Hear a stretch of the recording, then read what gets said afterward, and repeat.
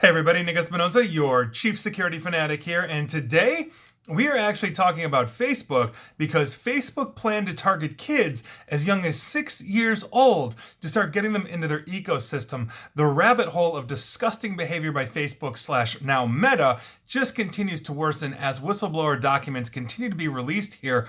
Thousands of pages obviously take time to get through. This is insane. This is actually coming from Extreme Tech, and here's what's going on. Facebook's user base, if you didn't know, had been shrinking, basically with nearly half of its current users expected to drop off over the next 2 years. According to an SEC complaint, Facebook actually concealed this from their investors. So, in other words, they were lying this whole time. So, the company had to come up with a solution, and what was that? Targeting children as young as 6. That's right. Now, based on a new document released by whistleblower Frances Haugen, Facebook, obviously known as Meta, or now known as Meta, I guess, appears to have been planning to recruit 6-year-olds to various apps within its portfolio. Now, the first page within this document is a photograph of a job ad for various child research roles under a, quote, youth initiative, end quote, umbrella. Though the ad says the initiative, quote, prioritizes the best interest of children and recognizes the responsibility it brings, the document quickly jumps to photos of an internal memo detailing Facebook's plan to create features and settings that are tailored to children as young as 6 years old.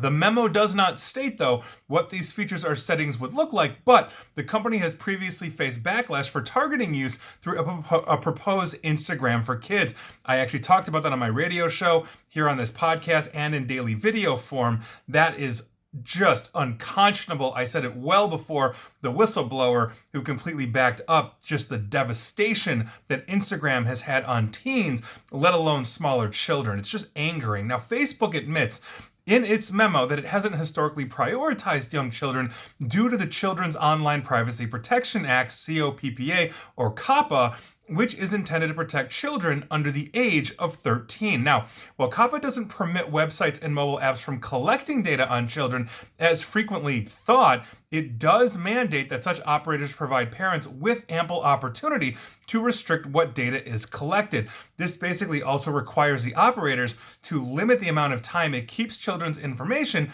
and to prioritize their data integrity. Now, given these guidelines, Facebook hasn't really bothered to create online experiences for kids beyond its Messenger Kids app, which essentially was their way of marketing to say, hey parents, do you want your kids to be able to quickly message you and all of that? Give them Messenger for Kids and you can strictly control it, etc., etc. But messaging back and forth with mom and dad is vastly different than Instagram for Kids. Now, given how many young users are basically ditching Facebook, the company apparently decided to begin targeting kids who would only have just begun learning, literally, how to read. The memo released by Haugen implies that Facebook had begun dividing focus markets into age groups, including ages 6 through 9 and 10 through 12. Now, what's interesting about this, and Extreme Tech really doesn't talk about at all, is the fact that Facebook's previous model here for targeting was essentially retention through longevity, meaning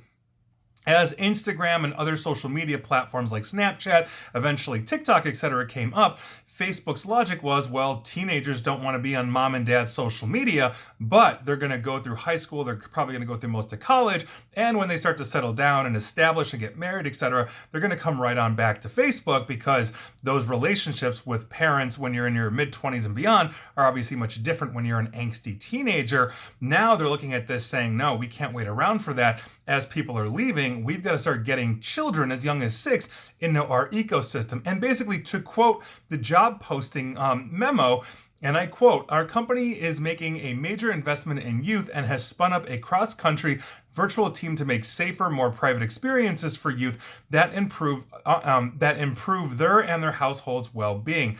Now, it's also worth remembering, like I just mentioned, that the general risks of social media, that basically the threats that it poses to mental health, is a huge problem. I just mentioned Instagram. It was directly harming teens since 2011, thanks to the work of Jane Twenge and iGen and some others. We have seen basically a rise in depression and suicide in boys from 2011 and on, 13 and up. And we saw a massive spike in girls 13 and up from 2011 on. And a lot of that is essentially they're looking at these quote unquote perfect models, not realizing these images are manipulated and photoshopped. It has been insanely detrimental to an entire generation. And now they are targeting kids younger, bringing them into this ecosystem. This is absolutely disgusting. This is a huge, huge problem. There is basically zero ramifications to this company beyond a slap in the wrist of a minor monetary account for an almost $1 trillion company. Not to mention the fact that over and over and over has Mark Zuckerberg prioritized his own profitability over the actual well-being of society at large. Whether Facebook is helping drive a wedge politically into democracies where authoritarianism is rising, whether it's harming previous generations that aren't comfortable in their own skin yet because they're too young, and we all went through an awkward teenage phase.